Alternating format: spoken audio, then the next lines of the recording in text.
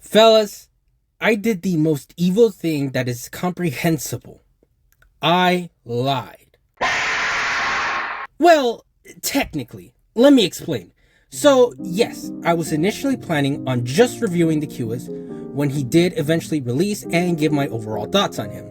Don't worry, I still plan on doing that when he does release, and I'll try and finish up the script when he does release.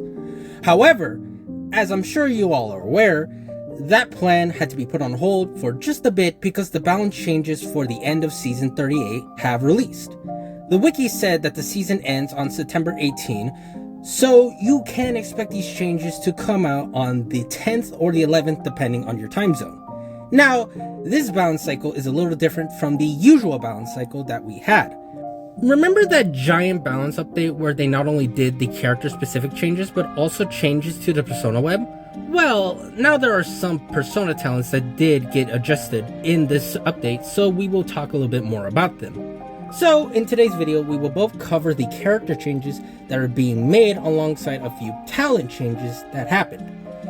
I don't really have much else to say in this preamble, so let's just get right into it. For this video, I'll get the talent changes out of the way first before going into the character changes. I don't think people really care as much about the talent changes compared to their mains being changed, which is why we'll be talking about them first. Don't assume this means that the talent changes are worthless though, as we will see that there are some worthwhile changes. Starting with Overwhelm, while the numbers stayed the same, the method of getting stacks have changed. Now you can only gain attack recovery stacks for each survivor you have chaired, not for each down. If I'm being honest, I always felt like Overwhelm was a fairly overrated talent that the community blew out of proportion. I understand the concern, especially against hunters who can effectively double down or effectively down, such as Alva or Wheel. However, for the rest of the cast, I just didn't see Overwhelm as strong of a talent to bring, really. In normal matches or in the cases of a team playing well, you'll never really get enough stacks for where it'll be very impactful to your game. And by the time you do, the game would have already been over, leaving it pointless. Additionally, the numbers without Berserker were always so small that it didn't really help you in your chases as much as people would lead you to believe. Now, to be fair, it wasn't a useless talent or even just an okay talent. It was an incredibly good talent actually, and I could see why it got nerfed. However, I just wanted to take the moment to voice why I believe the criticism was unwarranted in most cases.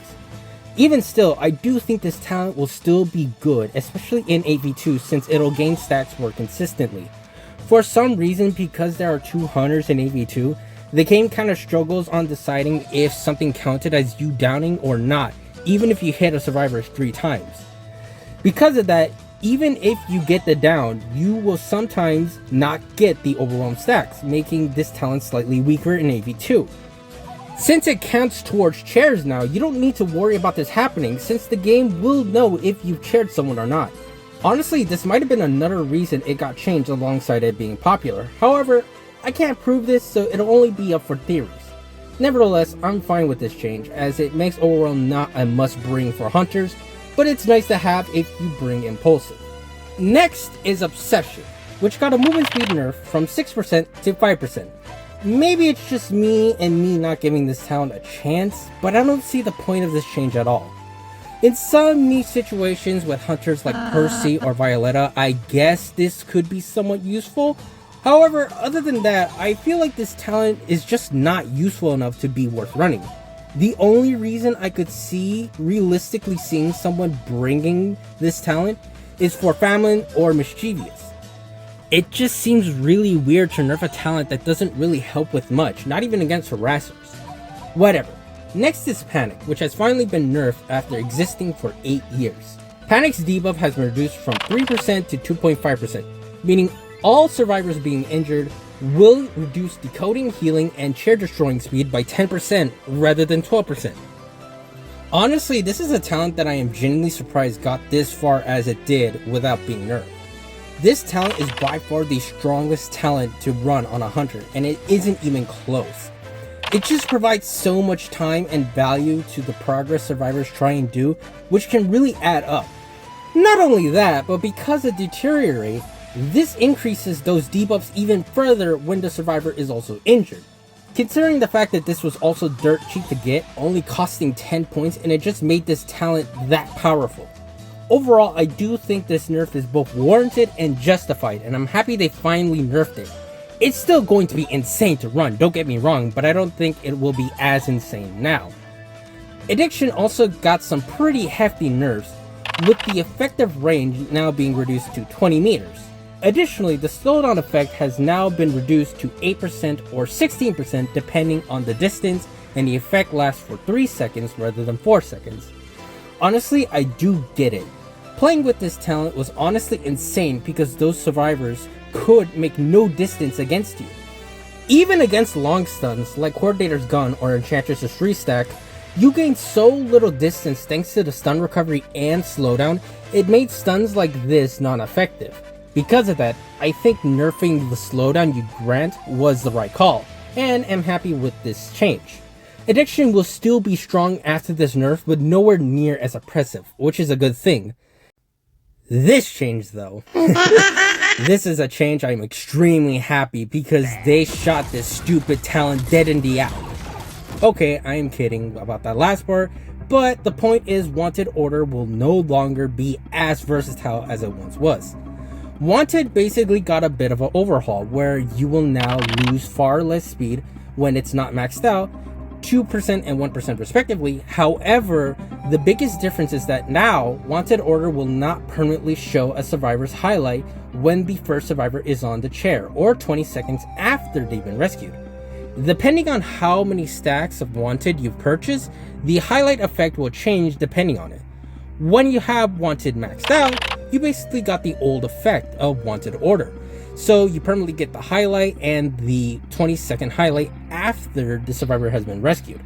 However, when you don't have max stacks of Wanted Order, the time in which the survivor is highlighted will be reduced drastically. At 1 stack, the highlight will only last for 10 seconds before disappearing, while it will last for 30 seconds if you have 2 stacks. This means that if you want to have something relatively similar to the old Wanted Order, you do need to invest more points in order to get the equivalent of what you once had. Now, I do think they should probably lower the time down of 2 stacks from 30 seconds to 20 seconds, but overall, I'm very happy with this change. The reason why I hate Wanted Order so much with a burning passion as Survivor is both due to the luck aspect as well as the cost efficiency. As long as you bring Detention or even just bring Mock, you basically countered the original downside of the first stack of Wanted Order, making it pointless. This means you would get a chance to get a game-changing wall hack at any point with no downside and at a cheap cost. It just felt like you got rewarded too much for just 1 stack of Wanted Order and made the other tiers worthless. What was the point of going for the other tiers if it's not going to be useful compared to tier 1? Combine that with the fact that as Survivor it was annoying to get targeted on Wanted Order and be unlucky, and it just really soured my taste on Wanted Order. With this change, you are now required to actually upgrade Wanted Order if you want to be useful, which should have been the case for a long time. This was kind of why I wanted the 30-second highlight to be nerfed to 20 seconds as well, as you can easily just invest 2 points and get the same amount of info as normal Wanted Order, at least given they try to rescue before half. I want the maxed out version of Wanted to be the one that will grant the most benefit. Nevertheless, I do think this is a fantastic change, and I am extremely happy to know that Wanted will be used less due to how expensive it will become with these changes. Claustrophobia got nerfed. Never thought I'd say that, with the gate debuff being reduced from 70% or 15% to 65% or 10%. Honestly, after the recent changes now making it so 3 survivors affected, I can honestly see why it got nerfed. It can easily be a deciding factor on whether a tie happens or not, which makes it extremely strong. Additionally, because it still procs while 3 survivors are alive, it can further increase the chances of a hunter winning in the endgame. It just provided too much value for the hunter, so a nerf was 100% warranted. Overall, the nerf doesn't trouble me too much, mainly because of the fact that I have never really used Claustrophobia. Nevertheless, it will definitely make winning or tying a bit harder since the 5% could be game changing. Famine got a slight buff, with the decoding debuff now being 9% rather than 6%. I think it's safe to say that while good on paper, Famine wasn't nearly as effective as people thought it would be. Maybe on rescuers it could very much hurt to deal with on top of their existing debuffs, however, for everyone else, 6% was practically nothing, especially when you hit all of your perfect calibrations. Combine that with the fact that it only happened during the first 50 seconds of the match and it goes away when 18 meters of the survivor, and it made Famine obsolete. Even on a hunter like Joseph, who should theoretically benefit from this the most, he really doesn't as long as 2 survivors double up on a cipher. Because of that, I do think it was for the best that they increased the debuff of Famine, and I do think it'll be far better because of it. 9% is nothing to scoff at, as it is essentially a 10% debuff that will inflict at the start of the match. It'll definitely hurt a lot more survivors during that debuff, and even cause certain survivors with smaller debuffs like Cheerleader to decode at the same speed as rescuers. Now, the other conditions will still make it to where it is a fairly niche talent, however I do think it'll be in a far better position than it was before this change. Street Sweeper is up next, and they gave it a very necessary change. Firstly, they made it to where the highlight range of Street Sweeper is fixed at 32 meters no matter the stacks, which thank God they did. Seriously, I have no idea why the hell didn't they just do this at the start when they first changed this talent. This would have made Street Sweeper far more useful from the get-go. I guess NetEase realized this fuck up when they realized no one was picking Street Sweeper's useless ass even after the buff. Oh well, better late than never. To compensate, they did nerf the tier 1 of it slightly, with it going from 25% to 20%. They also buffed the final tier as well, making it to where the debuff is a staggering 60% rather than 55%. However, in my opinion, this change is not nearly as important as the fixed highlight change they did. This will make Street Sweeper far more useful, and I might even bring it on some of my builds. Now, I'm sure you might be wondering why I don't have a problem with this highlight being fixed, while I have a problem with Wanted's being fixed for so long. Long story short, it has to come down to the ability survivors have to avoid the highlight. With Street Sweeper, it is incredibly easy to avoid the highlight of it, as all you need to do is just not heal next to the hunter. Additionally, if you heal with a Dovlin or Psycho's Whistle, you won't trigger Street Sweeper as well. Technically, you also don't get highlighted when using Wendy's Rainfall as well, but there's another piece of shit that will highlight your location. That's in comparison to Wanted, which is basically just a dice roll as to whether you'll be fucked over or not. However, when it does land on you, there is literally nothing you can do to get rid of it. You will stay highlighted during Wanted Order and 20 seconds after the survivor gets rescued, which is just painful. It's even more painful if you're trying to rescue, as the hunter will have so much information to stuff your rescue out. Because of that, I am more than okay with Street Sweeper being fixed compared to Wanted, and I am extremely happy that these two got changes how they did. Vigilance got its movement speed buffed, with it going from 6% to 9%. Honestly, I still don't think this talent is going to be useful because the conditions of it to trigger are too strict. You either only trigger it when you're losing or only trigger it in the lucky outcome where it is after a rescue. The only other time it will be useful is if you're playing Mad Eyes, but that's really it. Overall, this will be a nice buff for Mad Eyes players and maybe Leo players. I just don't see this talent being useful in any case. Maybe it could be good on QS because it does stack even more with his buffs, but I do think there will be far better talents up there. Giant Claw got an additional buff, with the decoding debuff from balloon rescues or escapes being increased by 15, 20, and 25%.